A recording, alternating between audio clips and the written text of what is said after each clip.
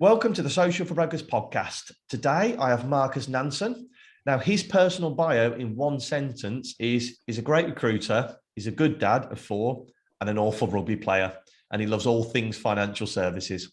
So Marcus is the director of NRG Resourcing in Southampton. He's there to secure mortgage brokers the best possible roles. So quick plug for Marcus. If you're looking for a new role, then this is the guy. Hit him up on LinkedIn. He's all over LinkedIn, which we're going to get into today. So I wanted to get Marcus on today to speak about Cash for Kids, or what he's now doing, completion for toys. So what they're going to do for every placement, he'll make a pledge for a toy for a vulnerable child, for a child that doesn't get any presents at Christmas. So you can think we've got loads of months to go at this. And he's trying to get brokers on board to do exactly the same for completions of their mortgages. As soon as I saw his post the other day, I thought I've got to get him on and talk about this and give it some really good exposure. So before we even start the podcast, please take a look at Marcus's profile on LinkedIn, send him a message and ask how you can get involved with completions for toys. So we're going to talk about how it works, but also how Marcus uses social media to increase the reach of this agenda, and how he uses social media to increase business for himself as well, and give people a few tips. So Marcus, welcome to the podcast. Thanks for coming on. Thanks for having me. How you doing? You're right? Busy? Yeah, all good. We're talking about this, and it's probably not for everyone, but you're up at 4 o'clock every morning, aren't you? Yes. Yeah, but then by this time of day, I'm not sponsored by them, but they do. Caffeine and gratitude do get you through the rest of the day. Yeah, and we were talking about how, and we're not going to go massively into it, but how important it is that you have that morning routine every morning to get you into set for the day. Yeah, I need the discipline. It's not for everyone, but yeah. Also I've got 4 children, so if I don't get my stuff done between 4 and 7, then there's not a lot of many hours left in the day for a bit of a, getting my routine stuff. But I am super disciplined in the morning because that sets me up for the day. Yeah. Otherwise, if the gym stuff falls apart, the food falls apart, then everything. So the discipline of it is something I love. How do you cope during, obviously you've got half term at the minute as well, aren't you? How do you cope? I've got a lock on my door. It's easy. Just carry on the same. And there's 4 starving children out there. There's not. No, but I mean, mate, and my wife works as well. So we just have to split it between us. Just have to work out a way. Like I think I put something on this morning about the fact that I'll be working tonight till 10. But I've got 2 hours off later where I'm going for lunch with the kids. We're going to Ninja Warrior. So you just work through it, don't you? I think put something about earlier on about just, you have to be a bit chilled about it. You can't panic. Your business isn't going to crumble because you take an hour off, and at the same time, your kids aren't going to be like Romanian orphans because you've done a Zoom for an hour. It's not. You should just chill out a bit about it. I think that's a lot of people starting in an industry or just starting a business. I felt this. You feel guilty for taking time off at the beginning, don't you? And how long have you been running a business for now? So I've been in business for about 10 years, but you still feel guilty. I feel guilty, but then you feel guilty. I don't feel guilty because my children are on the other side of that door and I'm not playing with them. I have the benefit of having teenage kids who aren't interested in playing with me, but I've also got younger ones. So there's guilt on both sides, isn't there? But I've just learned that you just got to work hard when you're working and be present when you're with the kids. You can't be everything all the time. Hence those few hours in the morning, I suppose. I've got like gold dust, aren't they? Amazing. Yeah. You can. If I got up at 8 and then I decided I need to go to the gym in the day and I wanted to do, whatever, meditation, get my mantras, goals, all that stuff that you have to do in the morning, I'd lose hours, and then all of a sudden, then you feel guilty because then you really are behind. And then I feel like if I've got everything done by midday, my afternoon is a win because I've already done a day's work. So that's how I stay in front, really. Awesome. So you've run the business for 10 years, but give us a bit of a brief background of what you did, why you're in the financial services industry. And So sort of fell into the recruitment because of I was a commercial finance broker up until 2008. Okay. And then obviously, the run for the banks and the funding lines and everything got cut. So we went from earning amazing salaries and, we were all on 6 figures, loving life. We thought we were all for Wall Street. And then the next day there was no money. Right. So I had lots of friends in financial services that were looking for jobs. And obviously I still needed to feed my kids. So it was an obvious move to go to financial services recruitment. There wasn't loads of jobs there, but I knew if I worked hard at it, we would come out the other end of it. I wasn't honestly expecting it to last as long as it did. So that was, but then, if you reap what you sow, don't you? If you work hard in those times, then you benefit when it's a bit easier. But that's how I kind of fell into recruitment in that sense. So I've never worked for like a big corporate, so not sure Not sure if I'm doing it right yet. I'm sure I'm sure seems to be doing okay, but no, yeah. something right, aren't you? Yeah. How did you find being a commercial broker? Because for me, if somebody was coming to me as a recruiter, I'd want to know that I know you said you hadn't done resi, but you've been in the mortgage world. I'd want to know that person had been in that industry, so they knew troubles and they. Well, I think that was a game changer for me.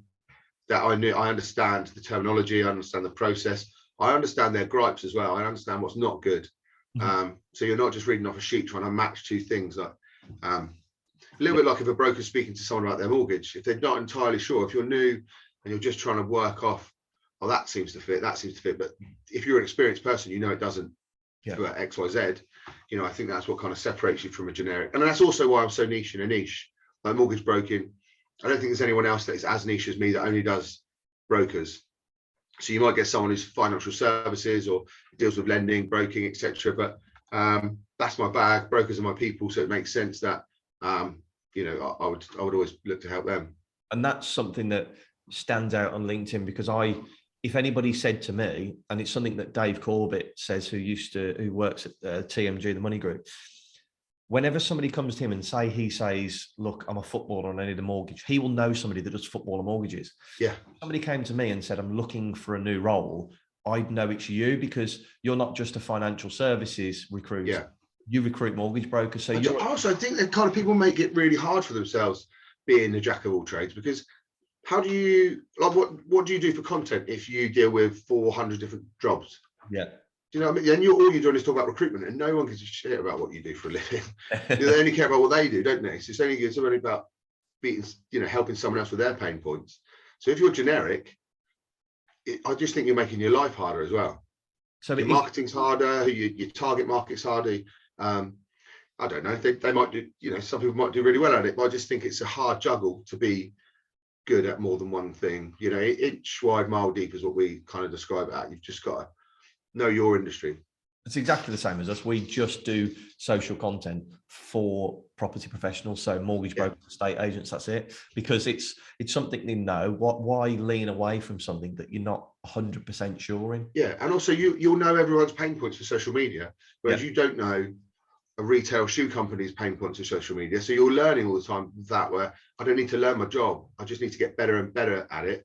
Just the one thing. Rather than learning new aspects all the time. So I 100% buy into being a specialist. Deep is the best way to do it.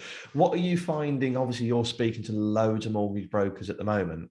What are you finding are the biggest gripes for mortgage brokers in their current positions? Yeah, everyone's different. I mean, everyone's having a pretty good time of it at the moment, even if they say they're not. I don't think people aren't saying they aren't having a good time at the moment. Didn't live through 2008, didn't live through the big, there's been some massive problems. So us all having a month off over COVID was not the end of the world, because everyone made really good money at the end of it. But everyone wants to be treated better. I think with the working from home situation, we're in a really weird place at the moment. It's all a bit finger in the air. We don't really know how that's going to settle. So some people I've got kind of a gripe with all of a sudden everyone wants to work from home. However, they didn't 2 years ago. My biggest gripe, and working from home is not the problem. The problem is, where do you learn from? Because if you're learning from a textbook or a Zoom meeting, I got really good at my job by sitting next to someone in commercial finance who was also called Marcus, funny enough, who was amazing at their job. And that made me amazing at my job. So if you don't get that anymore, my biggest fear is that in financial services or any industry, but financial services specifically to us, is that we're going to be left with a really mediocre sales force who will work from home, know the products because the BDM told them, don't really understand how to, wrap an underwrite around their finger and do the little bits that you learn from someone with more experience. But experience doesn't seem to be high on the new generation's agenda. Isn't it? Seeing massive experiences. It's not even, say if you were sat next to Marcus wouldn't lean over to you and go, right, this is what I've done, this is what I've done here, this, no. X, and Z. What you've done is you've listened to 10 phone calls that day and gone, oh, that's interesting. Marcus, why did you do that? And you learn from people. Yeah. We're going to lose a lot of social skills, I think, everybody working from home. Yeah, definitely. And like I said, just get better. I don't think you're not going to get better, but I just think it's going to take a lot longer.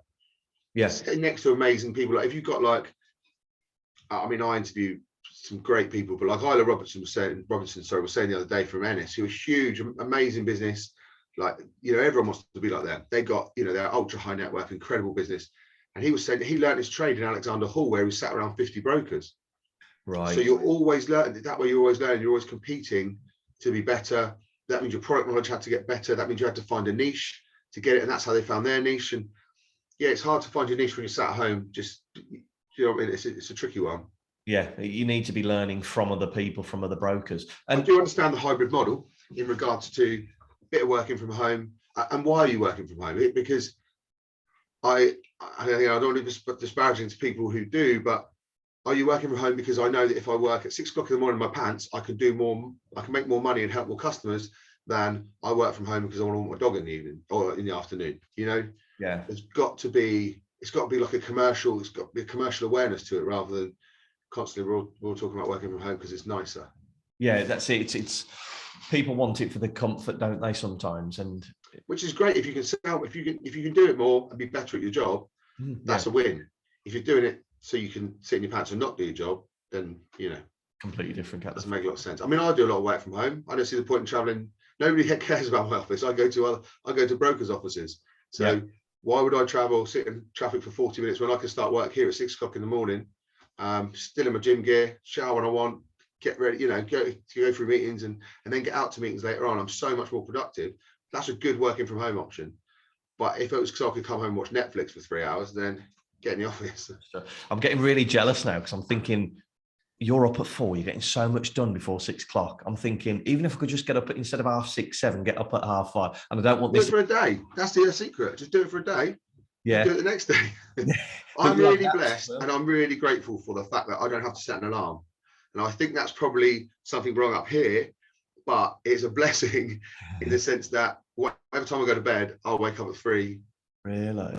And I'm really lucky because I know nobody says like you don't bounce out of bed at that time in the morning, but I don't have a problem with getting up because I know it's just what I do. It's just a habit. So my other half will always say like, you don't have to go out, and I know I don't have to. Like I enjoy it. It's not a task for me. So I do feel sorry for people that have to set the alarm and look at it and go, oh shit, like that's hard work. But I know that if I don't do it, I know how bad my day is. So yeah, it sets you up for the day. It's almost psychological, isn't it? Now that if you don't do it, it has a negative impact opposed to having a positive if you have had otherwise. I think we've talked about it as well. Like I do crash occasionally. Sleep is still important. I do appreciate that. I'm not one of these that says you don't need any sleep. Like sometimes I just crash out. It might be, whenever. If I need to put the seatbelt on so I can use it as a pillow and go to sleep in a car park for 10 minutes, then I do. But so I do appreciate that. It's not, it's not for everyone. But so how is business in the recruiting of mortgage brokers? Yeah, amazing. Really good. I mean, it is. We all know it's a candidate-driven market. Everyone keeps saying it, but like I think we're really blessed by that. Like, I don't understand why recruiters are complaining that there's not many candidates. But that's our fucking job. That's what we do for a living. Yeah, it's finding candidates. So my job all day in, day out, is speaking to brokers. And I've got people who work with me who are fantastic at like the keep in touch calls, nurturing people, making sure that when someone's looking, they think of us. That's the main problem. But everyone wants it really easy, and they go, "Oh, what I want is loads of business and loads of candidates." Like, if there's loads of candidates and there's loads of work, you do it yourself. It's easy. Yeah. You can't charge money for something that's easy. It's hard, but I will never complain about something being hard because we love it. Like it's just, I love this business. It's you're helping people find jobs, which is incredible. That's why I like brokers. You're helping people buy the biggest thing they're ever going to buy. Like the second to that is their job, and that's what we help them with. So it's a good point. I love it. It's tough, but I love it. How many conversations would you have with mortgage brokers per week, would you say? Oh, God knows. Like all day. After this, I've got a couple of hours off with the kids, like I said, because it's half term, and then I'm back to back all tonight. And I only deal client side as well. So I do jump on the candidate side as much as I can to help. But we've got a fantastic team who deal with candidate side of things. So I've got the easiest job in the world speaking to clients because everyone wants a mortgage broker at the moment, Everyone's busy. I do jump on the candidate side. I do think it is important to muck in everywhere. So I've got a couple of interviews tonight. I think my last one's booked until 9, so that'll finish at 10.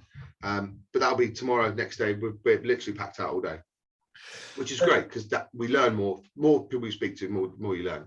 Yeah, exactly. It's your network is your net worth, isn't it? I know it's a really early saying, but it's very true. So for you, just pulling it back, you talked about how it's all about being seen, that when somebody wants a new job, if a mortgage broker came to me, Chris, I'm looking at moving, I'd put them onto you because you're visible to me. I know who you are. Obviously, LinkedIn is probably the best platform for you to do that, isn't it? Yes, it's incredible. Yeah. So LinkedIn is your number one. What do you do on LinkedIn to make yourself seen? Because I feel that this can be.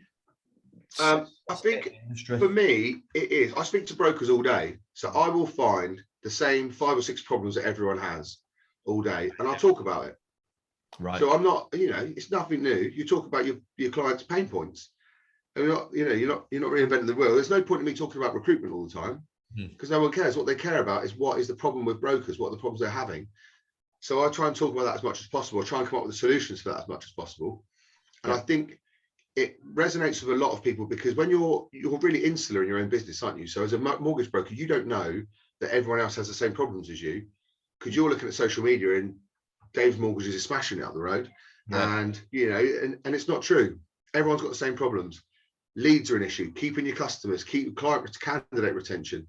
Everyone has the same issues, whether they say it or not. And I'm that bridge where I will speak about it, where perhaps others won't, because I'm not in that world. Yeah, mortgage brokers would never talk about the struggles that they're having getting new leads because then it's which is strange because I mean not that everyone's struggling to get leads, but everyone has a different way of getting them. And I do think the most successful brokers I speak to are happy to give advice. They've got that abundance mindset. But trying to get that across when you're new, because that to me was foreign 3 years ago. I would never have given away everything for free that we do now. But then we weren't making anywhere near as much. We weren't anywhere near as successful. So this is, although I've been doing it 10 years, I honestly feel like we've been doing it maybe like 12 months for what we're doing. So what you haven't always been that visible. You give away a lot of your value for free, essentially. 100%, yeah. And you found that that's actually enhanced your business rather than being a huge, because if you can be the best recruiter in the world and no one knows about you, like what's the point? Yeah. And they don't know you're good because you're not prepared to give anything away until someone pays you. Like we still charge a premium for what our essential business, but for that people get so much value because we're not interested in that race to the bottom where people are just undercharging to try and win business. That's not what we're about. We're about adding as much value. So we don't get together and talk about how we can nick business and that kind of get. We get together and talk about how we can add more value to brokers. And that's the one thing that's changed our business completely. So how can we take a bigger market share instead of taking off somebody else, essentially? You want to... I don't even like to consider the market share. I just know that if I add value, is there anything else I can give to the broker industry that I'm not giving at the moment? We've got stuff in the pipeline that we can't. I mean, we're not doing it yet, but it's just to give back. And the more we give back, the more we get. And it is, like I said, this is like woo-woo hippie stuff that a couple of years ago I would have been bought into, but we changed the whole way we do business. And the more we give back, the more we get from it. And we'll continue to do that. So we're going to do something along the lines of getting, with new people coming into the industry and that kind of thing, we're going to do a couple of bits. And it's the same as the charity thing, you just give back as much as you can and you get so much more in return. But it's foreign to some people because, as it was to me when I was younger and thought you had to hustle for everything. Did you? We're going to have a real good chat about the cash for kids and completions for toys in a minute because I really want to talk about why that's important to you and how other people can help. Don't make me cry. so Marcus spoke about, seriously, Marcus did say at the beginning, it will probably make me cry because it's something that's really close to your heart, isn't it? You want. Anyway, we'll get onto that in a minute. Yeah. Don't get me started yet. Content and adding value. A couple of things. First thing, did you learn that from somewhere? Did you take it from any books or anybody in particular? I read a lot. I do read loads of books. Yeah. Well, I say read, that makes me sound smarter than I am. I listen to loads of books. Yeah. But I've got coaches as well. I've got a number of coaches in my life that I didn't have before, and they are not so much about recruitment, but they're much more about mindset and that kind of thing. And I mean, I do have people that help me in recruitment side of things as well. I've surrounded myself with people that are better than me. I think that's the main thing. So I have learned from that. But I also interview and speak to really successful people. So that's as good. A good conversation with a successful broker is as good as reading a book cover to cover. Yeah. Because and then I learned from them, like, oh, they're just giving it away. Like they're giving advice. They're happy to share it. Like I've never had someone say no to my LinkedIn live webinars. And I'm saying, like, you've got to give away your secrets and your pain points and everything that you struggled with so someone else won't struggle. And no one said, no, I'm not interested, because they're good, because they're successful. That's that just dawned on me, Yeah. So there's loads of business, isn't there? There's loads of business to be had. You don't have to worry about keeping everything to yourself. It's not. It's an abundance. It's a crazy mindset. So when it comes to the content that you put out there, so you'll do a LinkedIn Live, which will be a video format. Yeah. How do you put that across? Do you do a video, then a written post, and an image? What kind of content you put out there? So we do we do the invite, and then I invite as many brokers as I can. We get I think we've got to sort of 400 or 500 people at the moment who come to the next one. I've got Sarah Tucker actually on the 7th. I haven't marketed that yet, but awesome. That's a really interesting one for me because Sarah is. I always want to pick people who are a bit different. Mm-hmm. They've got a decent opinion as well, because you don't want a Michael Parkinson type interview where they just talk about how brilliant you are. You actually want to get into it. Yeah. And she's built a brand that is so non-corporate and so against the grain of that grey as the suit middle-aged man that everyone's trying to get rid of, or everyone's trying to get away from, in financial services, and be more personable. So we're going to talk about that. So sorry, to answer your question is that, I'll invite as many brokers as I can, and then I'll post about it. I'll do a couple of videos and that kind of thing, and then it goes out live, and then I send it to everyone anyway. Mm-hmm. And it also gives you good content, that I chop that up and use that. I'll use 10 1-minute snippets, say from an hour's conversation, and as content, that keep in touch point.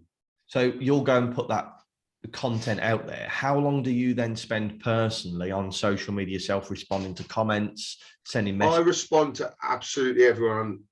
Unless it's inane. But I try to. I got that. I think we talked about Gary Vee before, but he got really successful from making sure that he didn't ignore anyone. And I try to keep in touch with it. You might miss some if you've got hundreds of people, but I have really great conversations after these things with young brokers who aren't in the industry yet, and people who I thought it was appealing to, they just to watch it.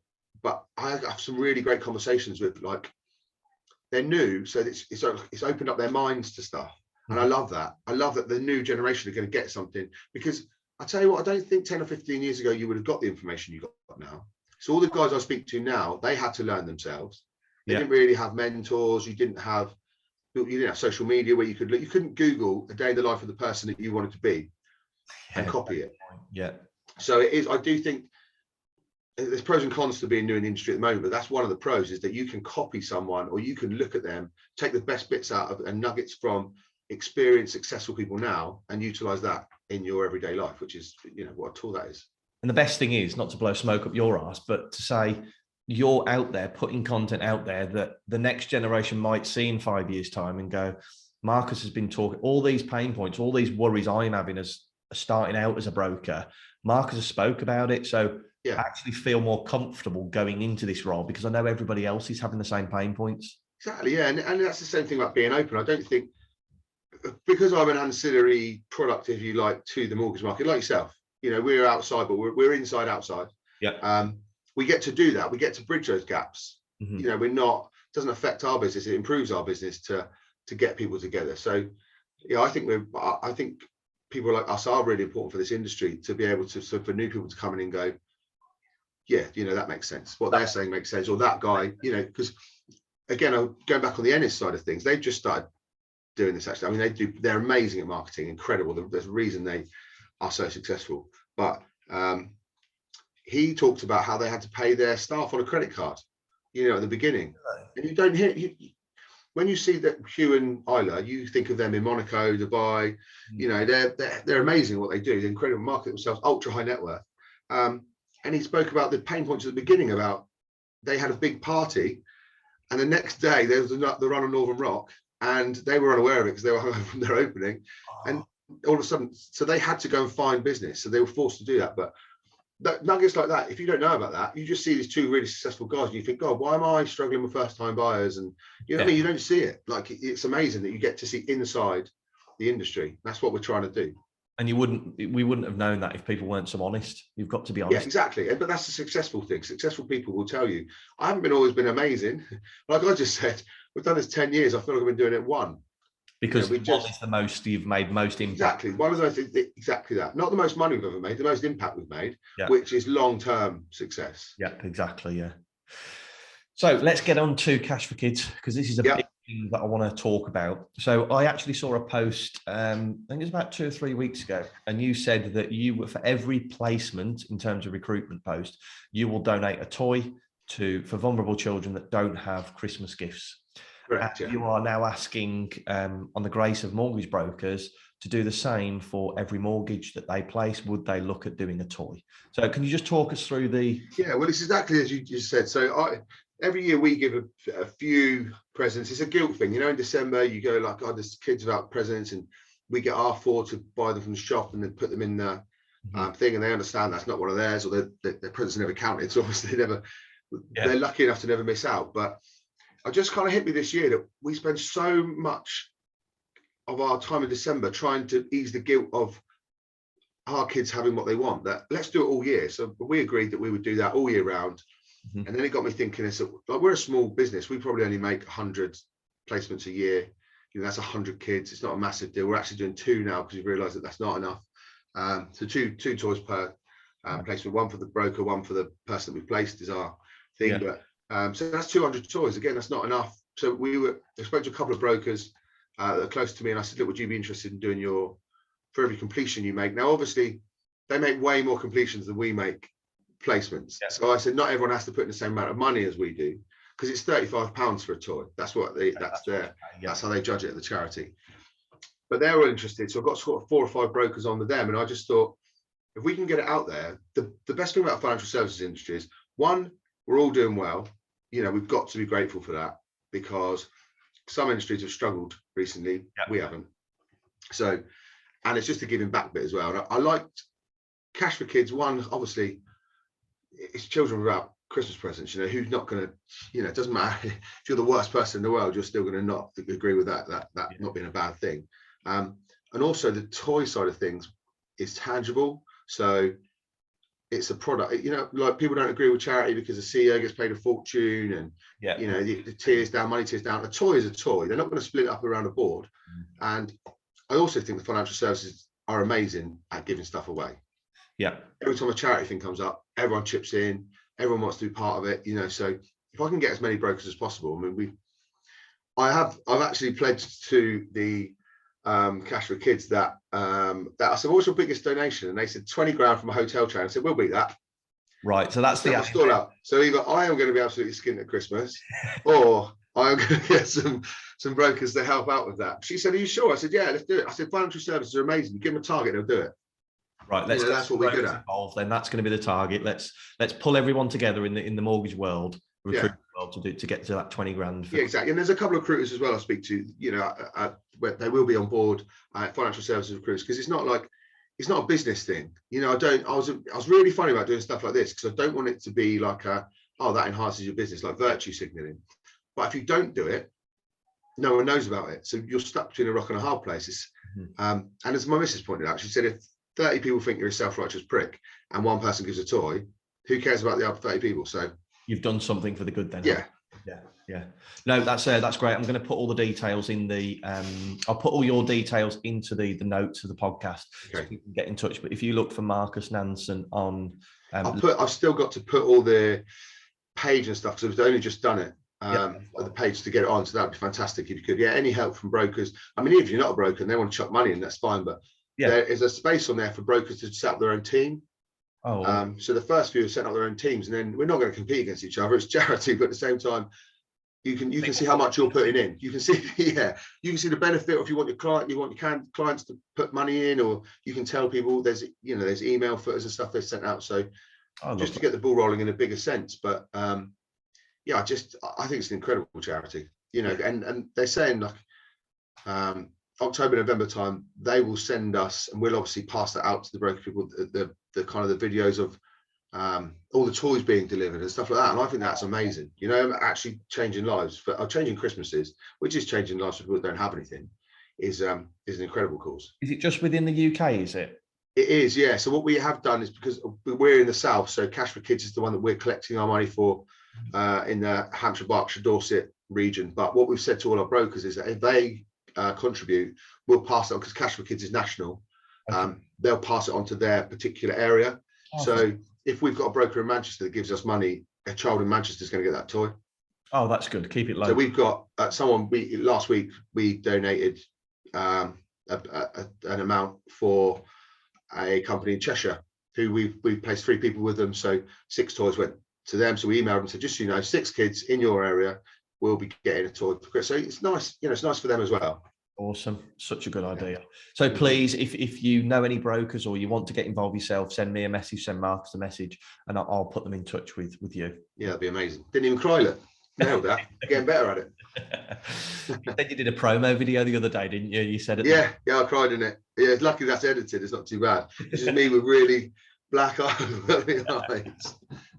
Right, so please, guys, get behind this charity if we can. Right, to finish off the podcast, I want to finish with a strategy question. Yep. So we're going to pretend that you've moved to the north of Scotland, you've got a laptop and a mobile phone with an internet connection. What would you do to start generating new leads? I would do exactly the same thing as I'm doing at the moment. I could do my job from a desert island, I think, because I listen to brokers every day, and that's not face to face. I do get out. I do go out and see brokers all the time, but the majority of my work is done speaking to people on the phone. No one wants to spend 3 hours with a recruiter. It's a bit like mortgage brokers changed from face to face to a lot of it's on Zoom and Teams and stuff, because it's time, isn't it? Everyone's time is precious. So yeah, I would still speak to brokers. I'd still find out their pain points and include that in my content that I put on LinkedIn, and the phone would still ring because of that. So it doesn't really matter where I am. If I could leave the kids here and move 300 miles up to Scotland, I'll probably fancy that over the next couple of days. But yeah, sorry, I forgot to put the end. Move family with you. That's yeah. Oh yeah, no, just carry on. So your big thing, and I think that's the message throughout this podcast, is find the pain points of your clients and create content. But you've got to be consistent as well. Like, you've got to constantly do it. Yeah. Okay. I got nothing back for 9 months. Right. And now we are through the roof. So the phone does not stop ringing. And that is because, so it's too easy to go, that doesn't work, market doesn't work. I've tried that. Or the worst thing for me is I speak to people, brokers all the time, and go, it was easy for you because, like, every excuse you give is bullshit. It's not easy for anyone. I hated it. I hate doing it. I've never watched one of my videos back because I hate listening to myself. I just post it. So that's why there's so many ums, ahs, and because I don't look, it makes me uncomfortable. But people assume that people that put videos online are really comfortable with it and they're outgoing and that kind of thing. I can't stand it, but you just get better. But then as soon as one person messages you and said, that helped me, you're like, get over your own ego.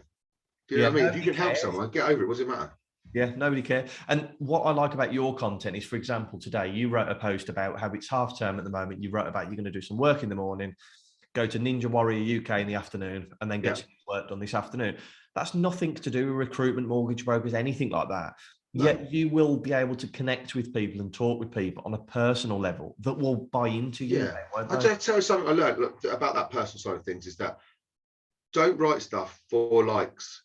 Because actually, I wrote something the other day and not many people saw it. And someone messaged me privately and said, that really helped me today. Yeah, so who cares if 1,000 people like it? And no one really cares. They just like it because they like it. One person actually made a massive difference to. Yeah. So I always think, I'm not going to swear, but don't worry about the algorithm. Yeah. And I sometimes post at 4 o'clock in the morning and then you think, oh, no one's seen it. And then, but someone sees it. Someone who's up at 4 o'clock in the morning, maybe because they're worried. Or someone, and it happens to be their pain point.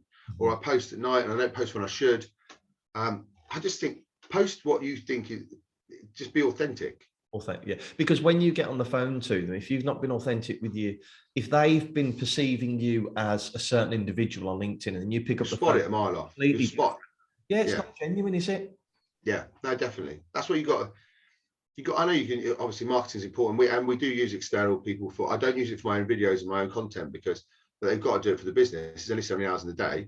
But yeah, your content's got to be you. It's got to be about your business. It's got to be. And like, if I talked about caring about brokers all the time, and then I picked up the phone and I was a knobhead, you'd spot it straight away. There can't be a disconnect between how you are online and how you are in real life. That's the thing. People sometimes don't get this at the social media. They feel that it all has to be about business and you have to be pushing business. Yeah. No, you've got a life. Try and be very personable. And I think since COVID, a lot more people have got that. But you've got to make sure you are going to struggle to take calls between 1 and 4 o'clock today because you've got the kids. Yeah. So most of the rest of the country, so they're going to understand. Yeah. And do you know what? I will walk off, and if the phone rings, if it's a client, I'll walk off and take it. And my kids won't be offended by it. No, you know, like that guilt thing. They know I'm present when I can be. At the same time, not many dads get to spend time in the day with their kids, so they also are grateful for that. So it works both ways, doesn't it? Just be around as much as you possibly can. Yeah. No one's got it bang on. You know, no one is winning at life constantly, are they? That's what I think. What I used to think when I was younger, that the huge businessmen, the people that are running business, men and women, that are running these most really successful businesses, I thought they've got it all figured out. They know what they're doing. Then when you actually read their books and you speak to them, like you said, the Ennis that did that are seen in Dubai and everything. Now you'd look at them thinking, wow, they're so successful. They're nailing it. And they are nailing it. But you're right. In 2008, he had a credit card out paying the wages, and you think, actually, it's real. They're real people. So exactly. Do you know, it is the real people thing as well. These people have not. Everyone's guessing, aren't they? Everyone's guessing the next stage of their life. Yeah. Like, we can have as many mentors as we like, but the next stage is all make believe because we've never been there. Yeah. So I always have that imposter syndrome that is business really this good? You know, I said this to my missus the other day. I'm like, am I making this up? You're going to wake up in like a hospital bed and go, you know, you're really making a difference. But you just got to enjoy it as well. You just enjoy it. And if anybody does want to get in touch with Marcus, get him on LinkedIn, have a chat about Cash for Kids, and have a chat if you are looking at maybe moving roles, get in touch and he'll be able to help. Okay. Right. To finish the podcast, I would like to ask a charity. I'll make a £10 donation to a charity of your choice. Which charity? If it wasn't Cash for Kids, there'd be something wrong, wouldn't there? I would really seriously done something wrong. Yeah, no, Cash for Kids would be amazing. Okay. In your area, there'll be a Cash for Kids. So anywhere. Fantastic. Anywhere, there'll be fantastic. Great. I'll make that donation for you. Marcus, it's been a pleasure having you on. Thank you so much. Thank you, Chris. Yeah, it's been really good.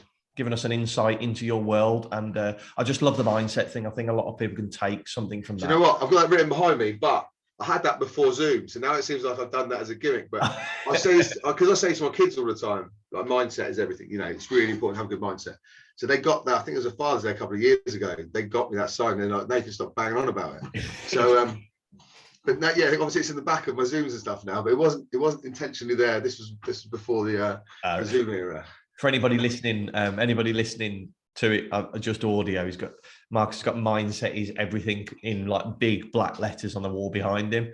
So it's a great. Yeah, that doesn't work well for audio, does it? If I just point, just point to the screen, like the Monster can earlier, and it's like, I drink this. Everyone listening, it's like, you know, like the audio on some of the TV programs. Yes, yeah. Marcus is holding a can of Monster. That's it, exactly. Marcus, thanks very much for coming on. I really thanks, Chris. Appreciate it, mate. Bye bye. Lovely. Cheers.